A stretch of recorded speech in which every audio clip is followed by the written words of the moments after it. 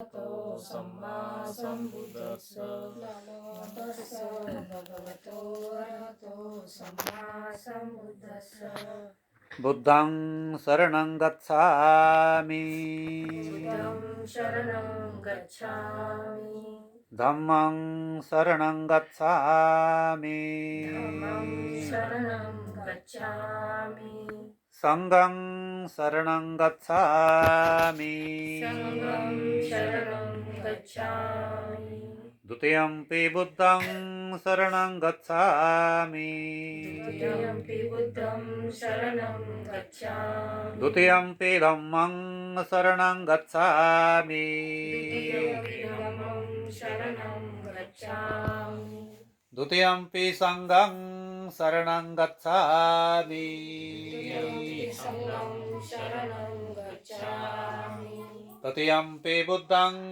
शरणं गच्छामि तृतीयंपि बुद्धं शरणं गच्छामि तृतीयंपि धम्मं शरणं गच्छामि तृतीयंपि धम्मं शरणं गच्छामि तृतीयंपि संघं शरणं गच्छामि तृतीयंपि संघं शरणं गच्छामि तिसरणेन गमना सम्पूर्णं वन्दे पाणतिपाता वेरमणि शिक्षापदं समादयामि पाणातिपाता वेरमणि सिक्खापदं समादयामि अधीनदान वेरमणि शिक्षापदं समादयामि अधीनदाना वेरमणि सिक्खापदं समादयामि कामेषु मिच्छाचार वेरमणि शिक्षापदं समादयामि कामेषु मिच्छाचारा वेरमणि सिक्खापदं समादयामि मुसावादा वेरमणि शिक्षापदं समादयामि मुसावादा वेरमणि सिक्खापदं समादयामि सुरामेरय मज्जपमादठाना वेरमणि शिक्षापदं समादयामि सुरामेरमज्जप्रमादठाना वेरमणि सिक्खापदं समादयामि तिसरणेन स पंचशीलं धम्मं साधुकं सुरक्षितं कत्वापमादेन शील संपादेथ पुन्हा साधू तीनदा साधु साधु साधु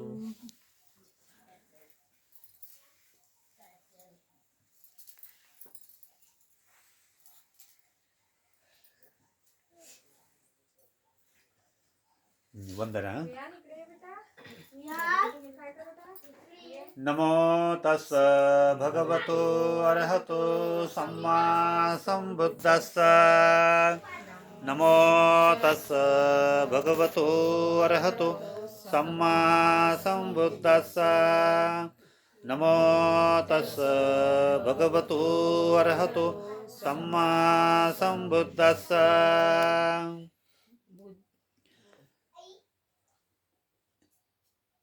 इति पेशो भगवा अरहं सम्मा सम्बुद्धं विद्याचरण संपन्नो सुगतो लोकविदो अनुत्तरं पुरुषधम्म सारथि सत्ता देव मनुष्याणं बुद्धो भगवाति बुद्धं जीवेत पर्यन्तं शरणं गच्छामि एत बुद्धातीताच एत बुद्धा अनागता पचुपन्नाच हे बुद्धा अहं वन्दामि सर्वदा नाथे मे शरणं अय्यं धम्म बुद्धो मे शरणं वरम् एतेन सच्चवज्रेण होतु ते जयमङ्गलम् उत्तमङ्गेन वन्देऽहं पादपंशुवरुतमम् बुद्धेयो खलितो दोषो बुद्धो खमतु तं मम यं किञ्चिरतनं लोके वेजति विविधा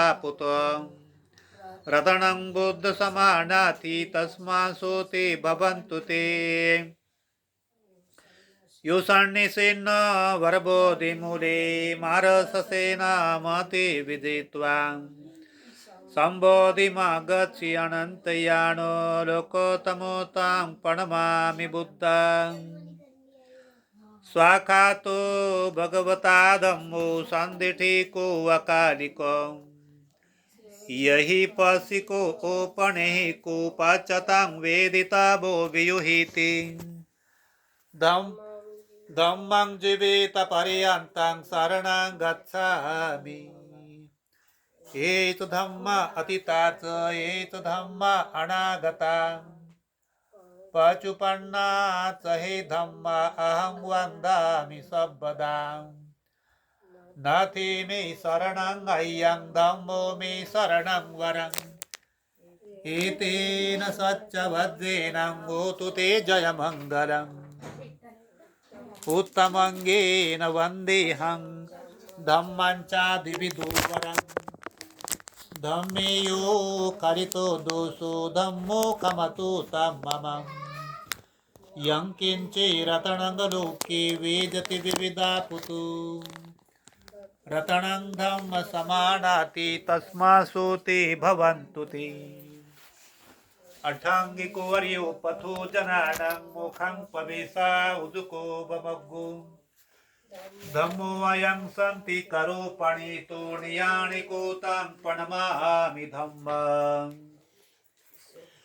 सुपटिपन्नो भगवतु सावक संगो उदुपटिपन्नो भगवतु सावक संगो याय पटिपन्नो भगवतो सावक संगो सामिच पटिपन्नो भगवतो सावक संगो यदिदं चत्तारि पुरुष युगानि अट्ठ पुरुष पूगलाय स भगवतो सावक संगो आहुणीयो पावुणीयो दक्षिणीयो अंजल करणीयो अणुतरं पुय्यंकेतं लोकं साति संगं जीवित पर्यन्तं शरणं गच्छामि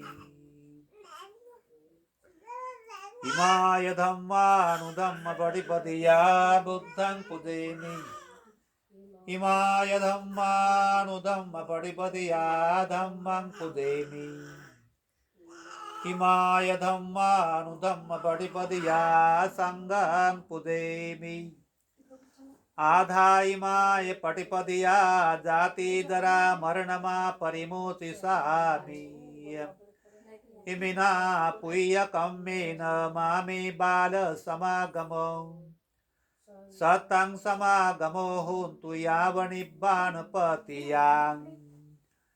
देवो वसन्तु कालेन स्वस्य सम्पत्तिः तु च हितो भवतु लोको च राजा भवतु धम्मिको इमाय बुद्धपूजाय कथाय सुदचेतसां चिरन्तिठातु सधम्मो लोकहन्तु सुखी सदा इमाय धम्मपूजाय कथाय सुदचेतसां चिरन्तिठातु सधम्मो लोकहन्तु सुखी सदा इमाय संगपूजाय कथाय सुदचेतसां चिरन्तिठातु सधम्मो लोकहन्तु सुखी सदा इमाय संगपूजाय कथाय सुदचेतसां चिरन्तिठातु सधम्मो लोकहन्तु सुखी सदा सब पापस्य अकरणं कुशलस्य उपसम्पदां सचेत परियोधपणां एतं बुद्धान शासनं साधु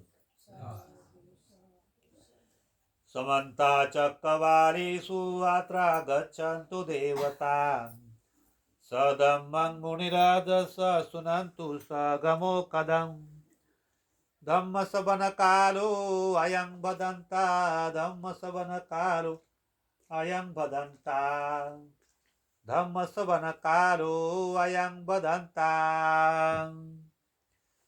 नमो तस्स भगवतो अरहतो सम्मा सम्बुद्धस्स हे संत संत चित्ताति शरण शरणाय तं लोकान्तरे वा भूम्मा भूम्मा च देवा गुणगण गहना व्यावटा सब कालंगे ते अयंतु देवा वर कणकमयी मेरुराजे वसन्तु सन्तु सन्तु शयन्तु मुनिवर वचनं श्रोतुमग्गं समग्गां सभ्येषु चक्रवारेषु यखा देवा च ब्रह्मणो यं अमेहि कथं पुय्यं सबसम्पत्ति साधकम् सभ्ये त्वां अनुमोदित्वा समग्गा शासने रताम् पमादरयिता होन्तु आरक्षासु विशेषतो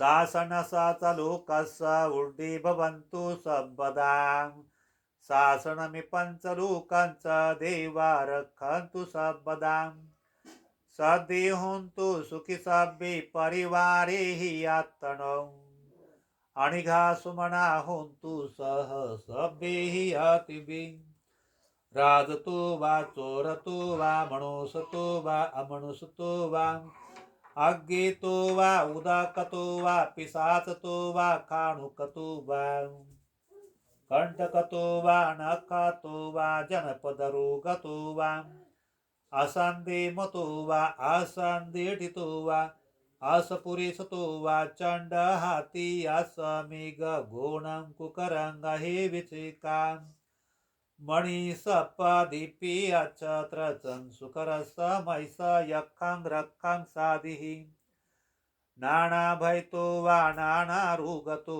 वा नाना उपादोतो वा सभ्यार खंगहंत मना साधु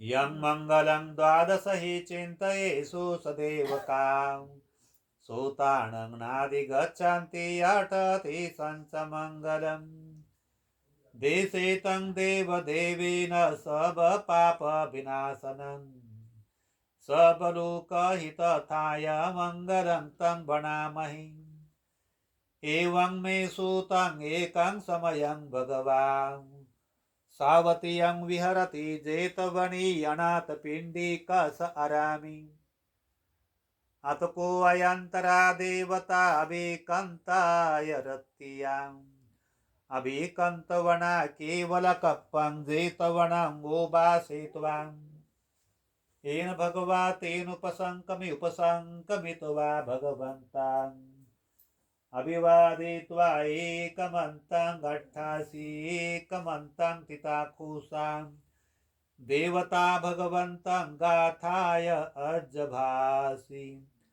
बहुदेवा मनुष्या च मङ्गलानि अचन्तयो अकङ्कमाणा सूतानं गृही मङ्गलमुत्तमम् असेवनाच बालान्नं पण्डितानञ्च सेवनां पूजाच पूजनीयानं एतं मङ्गलमुत्तमम् पतिरूपदेशु वासु च पुब्बे च कथपुय्यताम् आत समापणीदे च एतं मङ्गलमुत्तमम् गारु च निवातु च सन्तुष्टि च कथयुताम् कालेन धम्मश्रवणं एतं मङ्गलमुत्तमम् खन्ते च सुवत् सत्ता समनानं च दर्शनम् कालेन धम्म साकच्छा एतं मङ्गलमुत्तमम् तपोच ब्रह्मचर्यं च हरिय सच्चान दर्शनम् निब्बाण साचिक्रियं च एतं मङ्गलमुत्तमम् फूटस्थलोकधम्मे हि चित्तं व्यसनकम्पति अशुकं विरजं खेमं एतं मङ्गलमुत्तमम् एतादृशानि कतवान् सबतमपराजितान् सबत सूति गच्छन्ति तं ते संमङ्गलमुत्तमन्ति साधु यानि भूतानि समागतानि भूमानि वा यानि अनन्तरिकी तथागतं देवमनुष्यपूजितान् बुद्धं नमस्सामि सुभाति हुन्तु यानि भूतानि समागतानि भूमानि वा यानि अनन्तरिकी तथागतं देवमनुष्यपूजितां धम्मं नमस्सामि सुभाति हुन्तु यानि भूतानि समागतानि भूमानि बाह्यानि अनन्तलिखि तथागतं देवमनुष्यपूजित संगं नमस्सामि सुअतिहुन्तं करणीयमत्तकुशलेन यन्तं सन्तं पदं गभिसमेच सक उदोत सुदुत सुवचोत समुदु अनितिमानि संतु सकोत सुबरुत अपकेचात सलहुकभीति शांतीन्द्रियात निपकुत अपगाभो कुलेषु अनुनुगीदम् न संकुदं समाचरे किञ्चेन व्ययो परे उपवदेयम् सुखिनो वा खेमिनो हन्तु सब्बे सत्ता भवन्तु सुखी तथा न परो परं निकुबेतं नाहि मौवे सदुःखमीचयं माता यथा नियं पूतं आयुष्सा एकपूतं मनुरखि एवंपि सबभूतेषु मानसं भावये अपरिमाणम् मेतंच सबलोकस्मि मानसं भावये अपरिमाणम् उदंग दोष त्रियंच स्मुबादंग विरंग सपतम् तीटं तरं निशिन्नो वा स्यान्नो वा यावतस्य विगतमेदो एतं सतिं गदिष्टेयं ब्रह्ममेतं विहारं इदमाहो दिठियंच अणुपगम शिलवादसनेन सम्पन्नो कामेषु विनयंगेदं नहि जातु गब्बसेयु पुनरेति साधु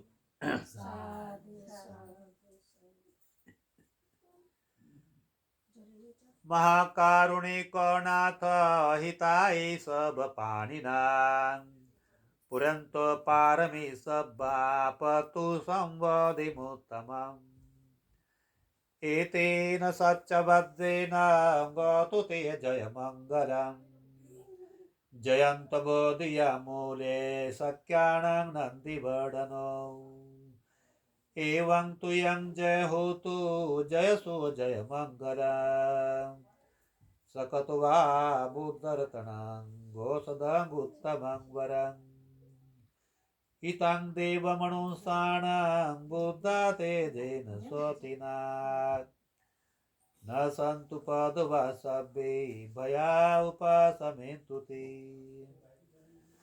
सकत्वा संगरतनां गोसदङ्गुत्तमं वरम् आहुनीयो पाहुनीयो संगतेजेन स्वतिना न सन्तु पदवा सभ्ये रुगा उपासमेन्तु ते यं किञ्चिरतनं लोके बीजति विविधा पुतं रतनं बुद्धसमानाति तस्मा सोति भवन्तु ते यं किञ्चिरतनं लोके बीजति विविधा पुतं रतनं धम्मसमानाति तस्मा सोति भवन्तु ते यं किञ्चिरतनं लोके बीजति विविधा पुतं रतनं संगसमानाति तस्मा सोति भवन्तु ते नाथि मे शरणं अय्यां बुद्ध मे शरणं वरम् एतेन सच्चवदेन होतु ते जयमङ्गलम् नाथि मे शरणं अय्यां धम्मो मे शरणं वरम् एतेन सच्चवदेन होतु ते जयमङ्गलम् नाथि मे शरणं अय्यां धम्मो मे शरणं वरम् एतेन सच्चवदेन होतु ते जयमङ्गलम् सभ्येतियो विभजन्तु सब्बरोगो विनाशतु माते भवन्तन्तराय सुखे दीर्घायुको भवतु सर्वमङ्गलं रक्षन्तु सर्वदेवता सर्वबुद्धानुभावेन सदा सोति भवन्तु ते भवतु सबमङ्गलं रक्षन्तु सबदेवता सबधर्मानुभावेन सदा सोति भवन्तु ते नखतयकभूतानां पापगः निवारणां परितसानुभावेन हन्तु सबे उपद्रवी यं दुर्निमित्तं गौमङ्गलं च युतामनापि सकुनस्द पापगोः दुःसुपिनाङ्गकान्तं बुद्धानुभावेन विनाशमित्वम् यं दोनिमित्तं गौमङ्गलं च युतामनापि सकुनस्द पापगोः दुःसुपिनाङ्गकान्तं धम्मानुभावेन विनाशमिन्तु यं दोनिमित्तं गौमङ्गलं च युतामनापि सकुनस्द पापगोः दुःसुपिनाङ्गकान्तं संगानुभावेन विनाशमित म्हणा साधू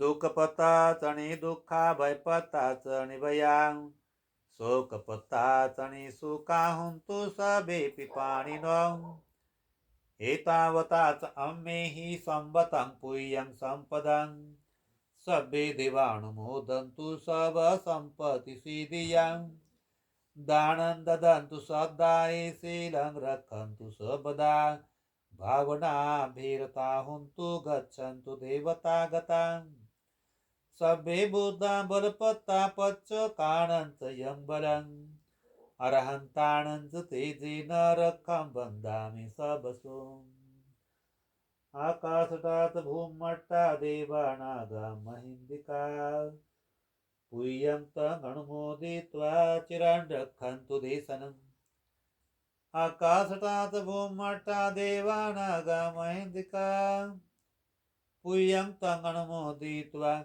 चिरान् रक्षन्तु त्वां परन्ति सभीतियो विभजन्तु सबरोगो विनाशतु माते भवन्तन्तरायो सुखी दीर्घायुको भवम् अभिवादनं शीलसाणिचं वड्डपतायिनो तत्तारो धम्मा वर्धन्ति आयवण सुखं बलन्ति म्हणा साधू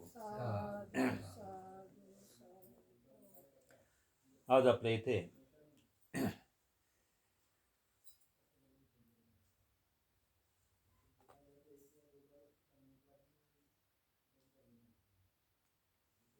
उपासिका बेबी तुमचं नाव काय तुमचं माझं नथुजी गजबे. नथुजी गजबे यांची सून प्रिया आणि मुलगा अजय गजबे बरोबर आहे गजबे या परिवाराने त्यांच्या सुनेला प्रिया गजबे या मुलीला इथे सुनेला पोलीस क्वार्टरमध्ये एक क्वार्टर भेटलेले आहे. इथंच त्या मुलीची ड्युटी आहे. त्यांची इच्छा होती या ठिकाणी परित्राण झालं पाहिजे. परित्राण झाल्यामुळे शुभ कर्माला सुरुवात होते आहे. तर बौद्ध धर्मामध्ये कोणतंही कार्य करत असताना अष्टपरिष्कार दान हे फार मोठं महत्त्वपूर्ण भूमिका निभवते आहे. आणि भगवान बुद्धाच्या काळामध्ये विशाखेने बौद्ध त्रिपिटकामध्ये जाहीर केलेले आहे. अष्टपरिष्कार जर म्हटलं, प्रथम परिष्कार चेवर, दुसरा आहे अंतर्वास, तिसरा आहे संगाटी, नंतर उत्तरासंग, नंतर पाणी गाळण्याचं कापड, सुईदोरा, दीक्षापात्र, औषधी. हे अष्टपरिष्कार दान देण्याचे वहिवाट भगवान बुद्धाच्या काळामध्ये विशाखा मेघार मातेने हे घोषित केल्या गेल्यामुळे ही अष्टपरिष्कार दान म्हटलं म्हणजे बौद्ध धर्म प्रसाराची एनर्जी आहे, ऊर्जा आहे. जेव्हा जेव्हा बौद्ध धर्म संपुष्टात आला तेव्हा तेव्हा त्या विद्वानांनी या अष्टपरिष्कार दान देण्याची सुरुवात केली. भारतातला बौद्ध धर्म होता संपून गेला होता. म्हणून डॉक्टर बाबासाहेब आंबेडकरांना भगवान सम्यक संबुद्धांनी 2500 वर्षापूर्वी घोषणा केली होती, आता धम्म जोपर्यंत आहे भोजन येता भोजन सुखाय तोपर्यंत हा धम्म लोकांपर्यंत टिकून राहील. हा धम्म जेव्हा संपून जाईल तेव्हा लोकांना फार मोठे हलाखीचे आणि कष्टाचे दिवस, यातनाकारक दिवस येतील. आणि हे बाबासाहेबांनी त्या काळामध्ये अनुभवलं. कारण ठिकठिकाणी पाणी पिण्यासाठी बाबासाहेब गेले असताना त्याच्या मला बाबासाहेबांना भिवांना जाणकारी नसताना का त्या इतर दुसऱ्या धर्माच्या जातीच्या लोकांनी बाबासाहेबांना काड्याने चांगलं ठोकून काढलं होतं, पिटून काढलं होतं, वळवळ होईपर्यंत त्याला मारलं होतं. कारण काय? कारण आमचा नळ बाटवून टाकला. अशा प्रकारच्या परिस्थितीमधून त्याला माहीत नव्हतं. जेव्हा त्यानंतर बाबासाहेबांना जेव्हा हे कळालं काही अशा प्रकारची अवस्था आहे, तर तेव्हा डॉक्टर बाबासाहेब आंबेडकरांनी बौद्ध फार मोठा इतिहास शोधून काढल्यानंतर अभ्यास केल्यानंतर जो आमच्यावर जो अन्याय अत्याचार सुरू आहे, गुलामगिरीचं जाळं फैलावलं गेलेलं आहे, तर ते बाबासाहेबांनी शोधलं. बाबासाहेबांनी अभ्यास केल्यानंतर तर डॉक्टर बाबासाहेब आंबेडकरांनी शूद्रपूर्वी कोण होते हा ग्रंथही बाबासाहेबांनी लिहून ठेवला होता. शूद्रपूर्वी कोण होते अनेक लोकांना याचं उत्तर मिळालं नाही. पण बाबासाहेब आंबेडकर म्हणतात शूद्रपूर्वी बौद्ध होते. शूद्रपूर्वी हे बौद्ध होते आणि ते हलाखीचं जीवन जगत नव्हते, सुंदर जीवन जगायचे. शूद्रपूर्वी बौद्ध होते आणि त्या काळामध्ये असंख्य लोक बुद्धाकडे खिचा होता. राजे महाराजे बौद्ध बनले होते आणि त्यामुळे हलाखीचं जीवन जगत नव्हते, सुंदर जीवन जगत होते, नीतीनं सदाचारानं जीवन जगत होते. भगवान बुद्धाचा महापरिनिर्वाण झाल्यानंतर, भगवान सम्यक संबुद्धाचा महापरिनिर्वाण झाल्यानंतर 300 वर्षांनी राजा अशोक सम्राट जन्माला आला. 300 वर्षाने राजा अशोक सम्राट जन्माला आला. राजा अशोक सम्राट बौद्ध बनल्यानंतर त्याने पुऱ्या भारत देशामध्ये बौद्ध धर्म फैलायला सुरुवात केली. जगामध्ये बौद्ध धर्म गेला पाहिजे म्हणून स्वतःच्या मुलापासून सुरुवात केली. आपला एक मुलगा महेंद्र, मुलगी संघमित्रा यांना भिक्षू बनवलं आणि देश विदेशामध्ये बौद्ध धर्माचा प्रसार करण्यासाठी पाठवलं. तर बौद्ध कालपर्यंत राजा अशोक सम्राटाच्या कारणामुळे बौद्ध धर्म हा देश विदेशामध्ये फैलला गेल्यामुळे बौद्ध धर्माची धुरा फार मोठी उंचावला गेली होती. बौद्ध धर्माची धुरा फार उंचावला गेली होती. का तेव्हा त्यांच्याच काळामध्ये त्यांचाच नातू ब्रह्मदत्त, तर त्या ब्रह्मदत्त हा अशोक सम्राटाचा नातू होता. तर त्या काळामध्ये पतंजली यांचा शिष्य पुष्पशृंग आणि या पुष्पशृंगाला ब्रह्मदत्ताकडे पाठवलं. ब्रह्मदत्त फार मोठा योद्धा जरी आहे राजा, पण राजा सम्राट इतका नाही. हाय विद्वान पण तेवढा नाही.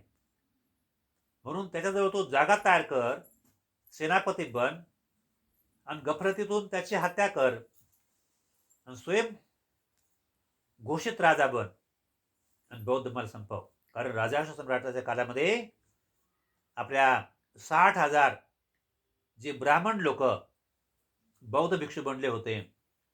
तर राजा अशोक सम्राटाने त्या 60,000 ब्राह्मण भिक्षूंचं चोर उतरावून त्यांना हाकलून दिलं होतं. आपल्याला अपमानाचा बदला घ्यायचा आहे असं कोणी म्हटलं होतं? पतंजलीने म्हटलं होतं. कोणी म्हटलं होतं? पतंजलीने म्हटलं होतं.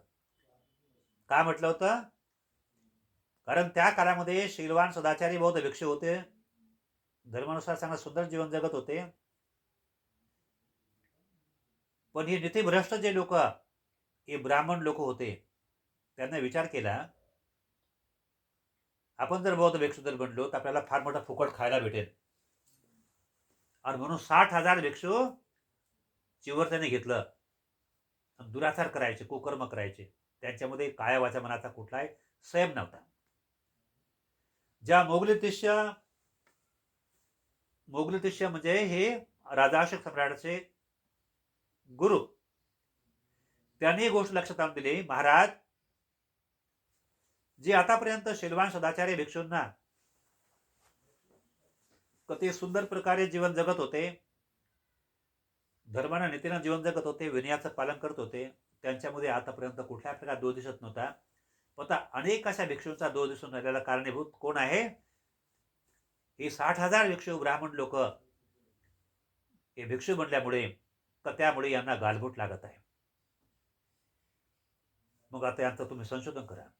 राजा फार बुद्धिमान होता, विद्वान होता. त्याने त्या 60,000 भिक्षूंना बरोबर अचूकपणे ओळखलं. तेवढे 60,000 भिक्षू ब्राह्मण होते. त्यांचं चिवर उतरवलं आणि त्यांना हाकलून दिलं. त्या 60,000 भिक्षूंना चिवर उतरवलं, त्यांची हाकलपट्टी केली. आता त्यांची हाकलपट्टी केल्यानंतर आणि मग समजा की शीलवान जे भिक्षू होते, या शीलवान भिक्षू लोकांना राजाशाह सम्राटांनी असे 84,000 विहार बनवून दिले. त्यांची खाण्यापिण्याची सर्व व्यवस्था केली, भोजनाची वगैरे सर्व व्यवस्था केली, चिवराची वगैरे, आणि ते सुंदर प्रकारे जीवन जगू लागले. कालांतराने राजाशाह सम्राट त्यांचं जीवन संपल्यानंतर मग ब्रह्मदत्त राजाचं राज्य सुरू झालं. का तेव्हा ह्या पतंजलीला माहीत होतं, त्याला त्याचं ज्ञान होतं. याचा आजा राजाशाह सम्राट यांनी आमच्या पूर्वजांचे भिक्षूंचे ब्राह्मणचा अपमान केला होता. आता तो बदला घेण्याचा हा वेळ आलेला आहे. म्हणून त्याला आपला शिष्य पुष्पशृंगार त्याला म्हटलं की तू राजा ब्रह्मदत्त हा फार मोठा योद्धा जरी आहे, पण राजा अशोक सम्राट इतका बुद्धिमान नाही. पण त्यांच्याजवळ जाऊन त्याचं मन जिंकून घे, थोडी जवळची जागा हे कर, आणि त्यानंतर गफलतीमधून त्या राजाची हत्या करून आणि तो राजा बनून जा, आणि सेनापती तू पद अगोदर प्राप्त कर. काय म्हटलं? सेनापती तू पद प्राप्त करून टाक. आणि म्हणून तो पुष्पशृंगार तो ब्राह्मणच होता. ब्रह्मदत्त राजाजवळ आल्यानंतर त्याने अनेक प्रकार छोटे मोठे काय शिल्प त्याला करून दाखवलं. ब्रह्मदत्त राजा प्रभावित झाला. त्याला असं वाटलं की याला आपला सेनापती बनवून टाकावं. मग त्याला आपल्याजवळ सेनापती बनवल्यानंतर हा आपल्यासाठी फार मोठा आधार होईल. पण याच्या पोटातला माहीत नव्हतं. याच्या पोटातलं ओटात काय, जसं ओटात आहे, पण याच्या पोटात नेमकं काय कळालं नाही.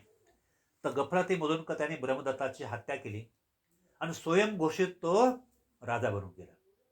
स्वयंघोषित राजा म्हणल्यानंतर त्याने अशी घोषणा केली की जो बौद्ध भिक्षूंचा मुंडका आणून देईल का त्याला 100 सोन्याच्या मोहरा मिळतील, सोन्याच्या विटा मिळतील. म्हणून पाहता पाहता अनेक असे हिंसक प्रवृत्तीचे लोक होते, धनलोभी लोक. तर पाहता पाहता अनेक बौद्ध भिक्खूंचे मुंडके त्यांनी आणले, तर त्यांना फार मोठं धन मिळालं. तर त्याच्यापैकी अनेक असे बौद्ध भिक्खू होते, तर ते बौद्ध भिक्खू विद्वान होते.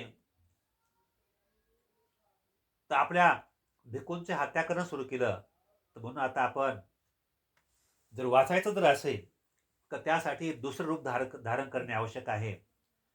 म्हणून त्या भिक्खू लोकांनी आणि आपल्याला बुद्ध देखील दुसरा बनवणे आवश्यक आहे. बुद्धाची पूजा करायची, पण ह्या बुद्धाच्या नावाने नाही. मग काही भिक्खूंनी बालाजी बाबा अशी मूर्ती स्थापन केली. बालाजी बाबाच्या नावाने बुद्धाची पूजा करू लागली. कुणी घाण्या बाबाच्या नावाने बुद्धाची पूजा करू लागले, कुणी तेलिया बाबाच्या नावाने बुद्धाची पूजा करू लागले. मग काय काय भिक्खूंनी जटा वाढवल्या, दाढ्या वाढवल्या, वेगवेगळ्या वगैरे. 5-6 महिने 1 वर्षापर्यंत जंगलामध्ये, झाडामध्ये, पहाडामध्ये कोरून राहिले. आणि जेव्हा ते फार मोठे मोठे जटाधारी होते, बौद्ध भिक्षू होते, मग त्यांना विचारलं, तुम्ही कोण? आम्ही बालाजीचेच भक्त आहोत, आम्ही जगन्नाथचे भक्त आहोत, तर आम्ही घाण्याबाबाचे भक्त आहे, तर आम्ही धेले बाबाचे भक्त आहे. अशा प्रकारे करून समजा का त्या लोकांनी बौद्ध धर्माचा प्रसार सुरू केला. तसं पंढरपूरचं ठिकाण होतं. भगवान बुद्धाच्या काळामध्ये पुंडरीक हे पाली शब्द, हे पुंडरीक म्हणजे कमळाला म्हटलेले आहे. आणि त्या कमळाचा रंग कोणता आहे? पांडुरंग. त्या कमळाचा रंग कसा आहे? पांडुरंग. म्हणून पाहता पाहता का त्या लोकांनी अर्थाचा अनर्थ करून टाकला. आणि हे पांडुरंग हा देव आहे, देवाचा अवतार आहे वगैरे, पण ते नसून वगैरे कमळाच्या फुलाचा रंग पांडुरंग आहे. आणि कमळ पुष्पाच्या माध्यमातून त्यांनी निर्वाणाची, बुद्धत्वाची प्राप्तीची प्रेरणा त्यांनी प्राप्त केली. म्हणून कमळ पुष्पाची जास्त पूजा करण्याची जास्त वहिवाट आहे, नाही का? कमळ पुष्पाची पूजा करण्याची वहिवाट आहे. याचं वैज्ञानिक फार मोठं उदाहरण आहे. या अशा प्रकारचा बोध झाल्यानंतर, बोध प्राप्त झाल्यानंतर, तर तेव्हा बौद्ध धर्म संपून गेला भारतातला वगैरे. याला कारणीभूत तो पुष्पशृंगार. आणि तो पुष्पशृंग जर म्हटला असताना, तो पुष्पशृंग त्याने त्या काळामध्ये अनेक भारताचा इतिहास संपवून टाकला. आणि त्याने काय केलं का, अनेक अशा बौद्ध भिक्खूंची हत्या केल्यामुळे, म्हणजे बौद्ध भिक्खूंची हत्या केली, मारून टाकलं, मुंडकं नेऊन दिलं गेलं. तर त्याच काळामध्ये, पुष्पशृंगच्याच काळामध्ये लोक रक्षक लोकांचं मांस खाऊ लागले. काय करू लागलं त्या काळामध्ये? रक्षक लोकांचं मांस खाऊ लागलं. याला काय उलट शब्द काय होते? राक्षस लोक. राक्षस लोक माणसाचं मांस खातात. राक्षस नाही, रक्षक. रक्षक म्हणजे कोण? शील रक्षक, समाधी रक्षक, प्रज्ञा रक्षक, नीती रक्षक, सदाचारी जीवनाचं ते पालन करणारे रक्षक लोक होते. का ते पुष्पशृंगारच्या काळामध्ये अनेक बौद्ध भिक्षूंचे, अनेक उपासकांना कापून ते लोक खात होते. आणि अनेक असे वैज्ञानिक लोकांनी म्हटलेले आहे की गाई ढोरांपेक्षा मनुष्यांचं मांस स्वादिष्ट मांस मानलं गेलेलं आहे. वैज्ञानिक लोकांनी म्हटलं. आणि सर्वात जास्त समजा मांसाला स्वाद जर असेल तर माणसाच्याच मांसाला स्वाद आहे.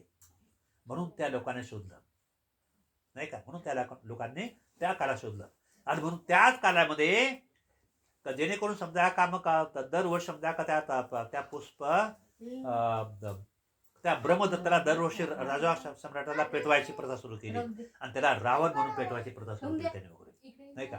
आणि म्हणून त्या पुष्पशृंगाराच्या ऐवजी त्या रामाचं नाव त्याला दिलं. आणि रामाचं त्याला कुठल्याही प्रकारचं समजा त्यांचं त्याला काय म्हणतात, त्याचं हे सापडत नाही वगैरे, वैवाट सापडत नाही वगैरे. त्याला काय म्हणतात? तर ते मला शिकून पुरावा सापडत नाही वगैरे. रामाचा पुरावा सापडत नाही. कारण रामाचा सापडत नाही, पुष्पशृंगाराचा पुरावा सापडतोय. कोणाचा पुरावा सापडते?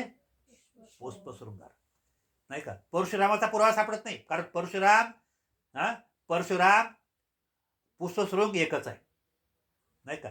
पुष्पशृंग, परशुराम, श्रीराम दोन्ही एकच आहे. श्रीराम जर म्हटलं तर श्रीराम क्षत्रिय आहे. परशुराम जर म्हटलं तर परशुराम हा ब्राह्मण आहे. आणि पुन्हा पुष्पशृंग जर म्हटलं, पुष्पशृंग हा देखील ब्राह्मण आहे. यांचं तुम्हाला पुरावे सापडतात या लोकांचं, नाही का? मग आज अयोध्या या ठिकाणी, तर त्याच ठिकाणी साकेत नगरी होती. अयोध्या नगरीला साकेत नगरी होती. तर त्या साकेत नगरीचं अयोध्या कसं बनलं? अयोध्या कशी बनायला वगैरे? कारण त्याच ठिकाणी बौद्ध भिक्खूंची हत्या झाली, मारलं. आणि त्याच ठिकाणी त्या पुष्पशृंगारनं मनुस्मृतीची स्थापना केली, नाही का? मनुस्मृतीची स्थापना केली. आणि त्याच काळामध्ये रामराज्यामध्ये, रामाच्या काळामध्ये अनेक राक्षस लोक होते. आणि ते राक्षस लोक माणसांना खायचे. 10 माणसांना, 100 माणसाचा एकच घास करून टाकत होते वगैरे, नाही का? पण याचा अर्थ उलट. पण याचा जर समजा पुरावा जर पाहिला असताना, जरी समजा अनेक राक्षसांना मारून टाकला असेल, पण तरी भगवान बुद्ध म्हणतात काल एवढा मोठा बलवान आहे, जरी त्या राक्षसाला मारून टाकलं, जरी अनेक सापाला पायला मारून टाकतात, पण बीजाला नष्ट करण्याची कुणाची ताकद नाही. बीज नष्ट होऊ शकते कधी? बीज नष्ट होणार का? राक्षस त्या काळात जर होते, जर समजा अनेक राक्षसाला मारलं, पण तरी कुणीकडे समजा एखादा कुणीकडे राक्षस दिसायला पाहिजे वगैरे. राक्षस नसून कोण लोक होते? ते रक्षक लोक होते. कोण लोक होते? रक्षक. काय रक्षक? कशाची रक्षा करायची? रक्षा करणारे लोक होते. कशाची रक्षा करणारे होते? बौद्ध धर्माची रक्षा करणारे, आपल्या शील सदाचाराची, नीतीची रक्षा करणारे लोक होते वगैरे. आणि ते नीती भक्षक आणि अनेक संस्काराने संपन्न लोक असल्यामुळे, अशा लोकांचं मांस खाल्ल्यामुळे समजा का ते लोक दष्टपुष्ट व्हायचे. आणि त्या लोकांची वाणी कोमल व्हायचे, ते लोक सुंदर व्हायचे चांगल्या प्रकारे वगैरे. आणि त्यामुळे समजा ते बुद्धजीव व्हायचे वगैरे. म्हणजे शैलवान चारित्र्यवान लोक, पारमेवान लोक होते ते लोक वगैरे, नाही का? आणि म्हणून त्या लोकांच्या काळामध्ये राक्षस म्हणून हा प्रथा सुरू झाली. राक्षस, नाही का? राक्षस या प्रथा सुरू झालेली आहे. का ते राक्षस दुसरा तिसरा कोणताही नसून ते बौद्ध लोक राक्षस होते. राक्षस नाही, रक्षक. कोण होते? रक्षक होते, रक्षक, नाही का? आणि इकडे काय म्हणतात? राक्षस म्हणजे कोण? या सुद्धा समजा का आपल्या मनवादी लोकांना राक्षस कोण? नरभक्षक राक्षस म्हणतात. नरभक्षक राक्षस म्हणतात. नरभक्षक राक्षस. नरभक्षक म्हणजे माणसाला खाणारे राक्षस. पण बौद्ध धर्मामध्ये मांडलं असताना कधी राक्षस कोणते हे राक्षस नाही, त्याचा खरा अर्थ रक्षक आहे. ते कोण होय ते रक्षक नाही का, रक्षक त्या काळात, बुद्धाच्या काळात. आणि आज देखील समजा का आम्ही परित्राण करत असताना का आम्ही रक्षाबंधन बांधतो. काय बांधतो आहे का नाही, बरोबर, रक्षाबंधन हा धागा बांधतो पुढे, रक्षाबंधन. रक्षाबंधन समजा एक बंधनाच्या माध्यमातून म्हटले, पण खरं रक्षाबंधन काय आहे की तुमचं कायेचं, वाचेचं, मनाचं शील पालन जर केलं असताना का ते खरं रक्षाबंधन आहे. कायेद्वारे आपल्या कायला शारीरिक 3 प्रकारचं दुष्कर्म होते, हत्या करणे, चोरी करणे, व्यभिचार कर्म करणे. हे जर सतत जर घडत राहील तर आपली काया रक्षित राहणार आहे. रक्षित राहू शकत नाही, सुरक्षित राहणार आहे, नाही का, सुरक्षित राहू शकत नाही, नाही का, रक्षित राहू शकत नाही का ते एकदम दुराचारी बने, चारित्र्यहीन बने. वाचा जर समजा आपण समजा का निंदा करणे, चुगल्या करणे, कठोर बोलणे, व्यर्थाची बडबड करणे यापासून वंचित जर नाही केलं ते रक्षित राहू शकत नाही. मन समजा लोभ, द्वेष, मोह यापासून जर समजा वंचित जर नाही केला, मन देखील समजा आपला सदाचाराने संपन्न राहणार नाही. तर हे समजा काया, वाचा, मनाद्वारे समजा का 10 प्रकारचे कुशल कर्माने ज्या व्यक्ती संपन्न बनतो तर तो व्यक्ती धम्माने संपन्न बनणारा मनुष्य रक्षक होतो, प्रज्ञावान होतो. तो स्वतःची रक्षा करतो, तो दुसऱ्यांची रक्षा करू शकतो. म्हणून भगवान बुद्ध त्याला काय म्हणतात, आत्मदीपभव, स्वयंप्रकाशित होणे, आपला दीपक आपण बना, असा याचा अर्थ होत आहे. तर आज आपण प्रिया, अजय, गजभे हे दोन्ही आपले बेबी नथुजी गजभे सून आणि मुलगा आहे. तर यांच्या पोलीस क्वार्टरवर या ठिकाणी परित्राण पाठ होऊन राहिलेले आहे. विधीपूर्वक या ठिकाणी परित्राण पाठाचा पाठ झालेला आहे. या संदर्भाद्वारे अनेक जीवांचं, मानव जातीचं मंगल झालं, कल्याण झालं. तर या स्वधर्माचं रक्षण करण्याकरिता जर समजा आपण काया, वाचा, मनाचं खऱ्या अर्थाने नीतीचं रक्षण जर केलं, कायचं रक्षण केलं, कायचं रक्षण करण्यासाठी हत्या, चोरी, व्यभिचार याला जर कंट्रोल जर केलं, वाचेचं रक्षण करण्यासाठी निंदा, चुगल्या, कठोर व्यर्थाची बडबड या 4 प्रकारच्या दुष्कर्मापासून आपण वाचवलं, मनाला वाचवण्यासाठी लोभ, द्वेष, मोह याला रक्षित जर केलं तर आपले काया, वाचा, मन हे 3ही कर्म सुरक्षित राहतील. तर त्यामुळे कुठल्या प्रकारचा दुराव निर्माण होणार नाही, कुठल्या प्रकारची विषमता निर्माण होणार नाही, सर्व प्रकारची समता निर्माण होऊन सद्धमाचे ज्योत आपल्यामध्ये निर्माण होईल आणि भविष्यात येणारी जो अंकुर आहे तो संपन्न राहील. तर तेव्हा सद्धमाद्वारे अनेक जीवांचं, मानव जातीचं मंगल झालं, कल्याण झालं. तर त्याच प्रकारे आपलं देखील मंगल कल्याण हो, ही मंगल कामना व्यक्त करून आजच्या प्रसंगी धम्मदेशन देऊन संपवतो आहे. मनात 3 वेळा साधू.